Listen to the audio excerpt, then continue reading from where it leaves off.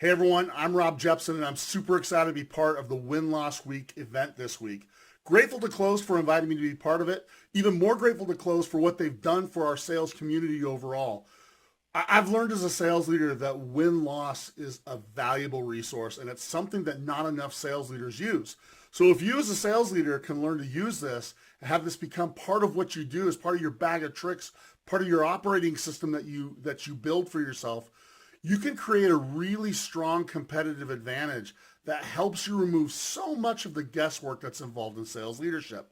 And to introduce myself, I'm a really simple person. I'm not that great at most things, but I'm okay at the sales leadership thing.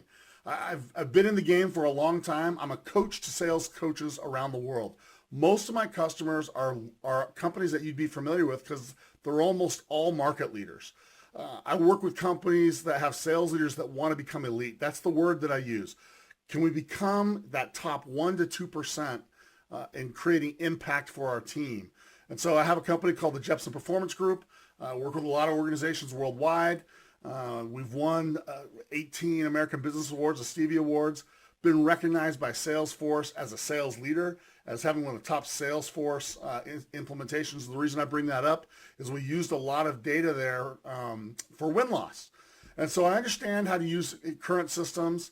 I speak on this stuff all the time. I work with sales leaders that are having great success all around the world. And I have a podcast, the Sales Leadership Podcast, where I talk about these topics with active practicing sales leaders all around the world. So that's my body of work. It's what I do. It's what I've done. It's what I write about. It's what I talk about. And it's what I interview other people all around the world for. And so today what we're going to talk about is how do we use win-loss to choose growth? And I'm going to go pretty quick on this. As a presentation that I hope will go fast. I just want to give you some actionable things as you have such a great opportunity to hear from so many good people in this win-loss week. But I want to start by looking at this picture from the 2016 Olympic Games. And this is a really iconic race. The person who you see breaking the finish line here is Usain Bolt. And in 2016, he was trying to do something that had never been done before. He was trying to create the first triple. And what that means is the first person in track and field to win 3 gold medals in 3 different Olympic Games. 12-year span of being the world's fastest person alive. Now, the reason that this was so interesting is they knew in this Olympic he was probably going to get it in the relay. He was probably going to get it in the longer race. But in the 100-meter dash, which is where you earn the title of world's fastest person, they didn't think they didn't know if he could win it because the guy that you would see in second place here, Justin Gatlin, had the previous 5 fastest times, okay? And it seemed like this might be the time that someone takes Usain Bolt and beats him. And the reason this is interesting is you can see all the finalists in this one snapshot. And here's why this has everything to do with win-loss, okay? It has everything to do with sales leadership. Usain Bolt wins that race that day, as you can see here, but it was 9.81 seconds. Gatlin came in second at 9.89. He was 0.08 seconds behind. And what's interesting is Gatlin's 5 faster times of the last 18 months were all faster than the gold medal time that day. And so the reason this is so important is a lot of people don't know the gold medalists, silver medalists, and bronze medalists all win prize money. In this Olympics, gold medal, $25,000. Silver medal, $15,000. Somewhere between 65 and 70% increase in payout for first to second. Here's my question. Was Usain Bolt 70% faster than Justin Gatlin? Answer is no. So here's the takeaway.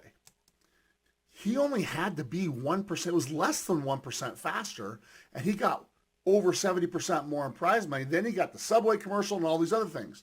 Sales is the exact same thing. We are in a zero-sum game. If you win, everybody else loses. And if you win 100% of the business. So you do not have to be 100% better than your competitor to get 100% of the business. You have to be ever so slightly better, and you win a disproportionate amount. Less than 1% better, 100% of the result. We are in a world right now where small improvements yield disproportionate results. So as a sales leader, as an executive, as sales ops, as someone that's paying attention to win-loss right now, the reason you want win-loss is not to get data points. It's not to get some intel. It's to help you create small improvements that will yield large disproportionate results. And so today we're going to talk about that. If you break a sprint down into 3 sections, you have the start, you have the stride, and you have the finish. I'm going to give you 3 things today that will help us start better, stride better, and finish better. And I want to lay one last piece of the lay of the land on this, because there's a very real sales leadership crisis that's going on. For the last, 2 to 3 years, these have been perceptions around sales coaching. Most sales leaders, you can see here, 83%, they think they're awesome at it. They think they got it on lock. But on the flip side, 87% of reps say it ain't great or it doesn't happen at all. And the worst thing about it is only 3% of organizations have an actual coaching process or an actual coaching strategy. So here's what's happening. People know they got to coach. They know they got to help people improve, but they only pay lip service to it. And what these leaders think they're doing as coaching is really being perceived by reps as mostly just conversations.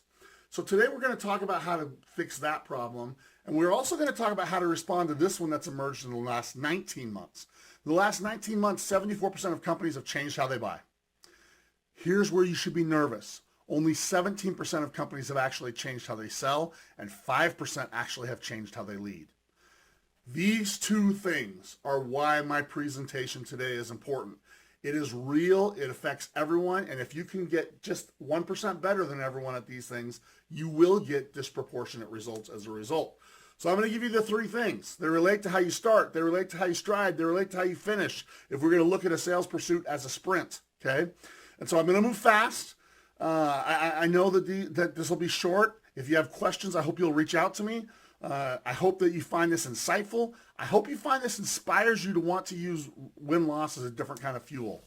So let's roll. Number 1, you've got to choose growth. Now, one of my all-time favorite movies is The Matrix. I'm pumped to see they're about to have another one come out. Can't wait to see how this goes. But for those of you who know the movie, you know who this is. This is Morpheus. In the movie, Neo, played by Keanu Reeves, is asked to pick the red pill or the blue pill. If you pick the red pill, you're going to get introduced to all the realities of what's really happening.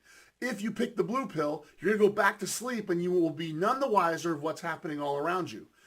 As sales leaders, we have red pill or blue pill moments every single day. And what we have to choose is, are we going to choose growth? Growth is a choice, okay? This is a really important thing as a sales leader that we have to realize. Talent is a gift. Every one of us is blessed with talent. But to outgrow that talent is a choice. And that's something that we have to do. We have to choose to stay in growth mode, okay? What I'm trying to say is we have to choose to outgrow our talent. And as a sales leader, we need to build that as a culture. We have a growth culture. We are choosing to outgrow our talent. We are not going to let talent be a glass ceiling that we bump into. We are going to have red pill every day. We're going to try and grow to a place that we haven't been. Now, this is a big deal because here's some things that are going to grow. Our competitors are going to grow. Our goals or budgets that our companies give us are going to grow. The challenges that we face will never stop growing. And so as a result, you have to choose growth. You've got to be as intentional as Neo in the Matrix. You got to take red pill, okay? Now here's the interesting thing. In the movie, Neo only had to make that choice one time. In fact, there's references of, man, I should have chosen the blue pill. As a sales leader, you got to choose it every day, okay? And that's why it's a culture thing, not a one-time event thing. There aren't happy accidents. Hope's not a strategy. And you have to keep recommitting to this, or else what you're going to find is you're going to have people that start to stagnate under your watch as a sales leader. So I want to talk a little bit about what it means to choose growth. If you've ever watched a space shuttle take off, here's what happens. First thing that you do is you start to see the little smoke start to come out from under the bottom of it. And then you'll start to see, you'll hear it start to rumble. And then the launch pad pole will start to shake a little bit, and it slowly moves up. And then it takes off, and it goes into its nice arc, and it almost pauses sometimes. And then that afterburner, that big booster rocket launches, and then it takes off, and it goes. I have found that this is a really great metaphor about what it's like to be in growth mode. Most people don't know that it takes that rocket, that space shuttle, In the first 60 seconds, to see the smoke come and hear the rumble and to watch it shake and get up to that little pause in the arc, that first 60 seconds, it takes more fuel in the first 60 seconds just to get off the ground than it does when you finally make it to outer space to circumnavigate the globe one full time. More fuel in that first 60 seconds than when you're in outer space to go all the way around the world one time. Here's why. Growth is hard. Let's say it another way. Change is hard. But you'll notice it's a ... It's not a period or an exclamation point. Here's how it finishes. At first. There's a very real phenomenon that the scientists know about in taking a rocket off the launch pad, and it's called escape velocity. They know exactly how much energy they have to create to get off that launch pad. Here's the reality. As a sales leader, you need to be able to create escape velocity for your reps. We have to escape the status quo. We have to escape the barriers of talent. We have to escape where we are right now because we create this very real gravitational pull. And at the end of the day, once we escape that, it starts to feel effortless. It starts to feel almost magical. It starts to be fun and intoxicating. And so you're going to have a burn and get to that orbit. And then you can orbit for a minute. And then when you want to go to the moon, you're going to have to burn again. And then when you want to go to Mars, you have to burn again. And so that's the first thing is we're choosing growth, but we have to understand what makes that engine go, okay? So too many times leaders have like too many metrics and too many things they're looking at. And inside this first one, if we're going to choose to burn, if we're going to choose to grow, I want to share with you there's only 3 places that leaders really directly engage with reps. As a sales leader, we have to manage up. That's working with our executive people. We have to manage laterally, working with our colleagues, our marketing counterparts, etc. And then the third one is at the lead up. And in the leading up category, there's only 3 places that we interact with our reps. Number 1 is helping them win deals, okay? Now, this is where they gravitate. This is the place where they naturally want our help. This is the place where it's the easiest for us to create the 3 kinds of trust that we need as a sales leader. Our ethical trust, our competency trust, and our connection trust. We can demonstrate competency and we can demonstrate connection if we can help them win the right way. And so this is really important. The second place is helping doing individual development and choosing growth. And the third is in having meetings. Now, most meetings suck. And so if you can learn how to make these 3 areas much more powerful, win more, win faster, develop more, grow faster, and have a meeting that people say, I can't miss because they're too insightful, now you're on to something. Win-loss should be applied to every one of these. Win-loss, I'm going to talk about in a second how it will help you win more. Win-loss, I'm going to talk about in this presentation how it will help you develop. The one that I'm leaving out is how win-loss can help you in a sales meeting. Hopefully it's obvious. We want to make sure we're using win-loss gathered in a way that people can count on and trust and believe is not agenda-driven, and share that with people because we use meetings to have common knowledge, but we use one-on-ones to do common practice. Meetings are common knowledge. Winning and individual development is common practice. That's how it works, and that's how the world's greatest sales leaders are able to help people have market-beating performances. So if the first thing is choose growth, the first thing we need to know how to do is where to apply that so they can grow. And then the last thing that I want to talk about is what kind of fuel to use, okay? Now, this is really important. Sometimes for sales leaders, it feels like we're playing like this game where we're hiding the ball and we're mixing these around. Where's the ball? Too many leaders feel like we got to guess. I have found that most companies have sales process. Most companies have invested in sales training, and most companies have sales tools. Unfortunately, we don't give sales leaders sales leadership process, sales leadership training, or sales leadership tools. And because we don't, we leave them on their own to figure it out. We give them a territory, we give them a quota, we give them a team, and then we say, don't miss. And then, unfortunately, they have to guess and figure it out. I have learned that win-loss is one of those great fuel sources, and I'm going to show you why. I want to start with the middle cup. If you want to do massive things and have massive growth, then you have to create massive speed. And so speed is the catalyst for growth, okay? So now I want you to think, what is the catalyst of speed? And it comes down to one thing that I've learned. Is again, I work with these sales leaders all around the world. I coach almost 150 sales leaders right now. And the ones that are great do this one thing really, really well. The ones that want to get right, we always start at this. I want to share it with you right now. And the secret is that middle cup. It's clarity, okay? Clarity is the catalyst of speed. People that are able to get clarity can operate at a much different speed level. Confusion is the enemy of speed. We start guessing. And so win-loss done correctly can help eliminate guesswork. And so I want to look at the two pillars on either side of clarity. The first one is a leadership law. I have 21 leadership laws. And one of my first leadership laws is really simple, okay? It starts with this. Leaders on pedestals, ... I want you to think for a second, how do I finish that? Leaders on pedestals what? The answer is leaders on pedestals make easy targets. And so too often we have sales leaders that when someone comes for maybe helping in winning or helping in a one-on-one or something like that, we feel like we have to be a know-it-all. We feel like we got to be Morpheus. We got to feel like we have to have all the knowledge, and we don't, okay? If we can use a tool like win-loss, that it takes the agenda out, and it's this source of truth that people know where it came from, and we're committed to getting all the time, and we don't use it as a gotcha, but we use it as a fuel source so we can make sure we understand what's driving wins, but what also is missing when we lose. Notice that I didn't say what looks like a loss. I've learned that there's one or two ways to win, and then if it's different, it's because something's missing, and that's what leads to a loss. And so this makes it so you can get off the pedestal really easy, and you can be looking at these data sources that are applied to the way their go-to-market works, which takes me to the last one. You need to understand what creates variance. As a person who's got this background, I've been using win-loss for a long time, I can tell you that AOV is analysis of variance. You want to get enough wins and enough losses, and you want to see what is it that creates variance. Because if you can understand what creates variance, it makes it much, much easier for you to deal coach. Notice I didn't say deal chase. You want to be able to coach deals to help people understand how to remove variance from opportunities.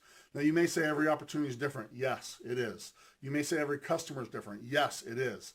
But there are a number of things that we can say are consistent experiences or consistent pillars that have to be in place in order to create predictability.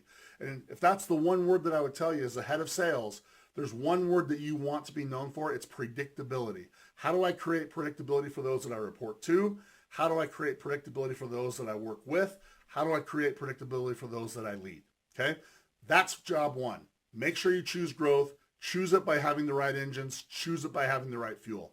That takes me to number two. You need to use win-loss to create different kinds of experiences. Now, I love this picture because it shows that someone's experiencing something. And I've learned that that's where we can have the biggest impact in driving wins versus losses.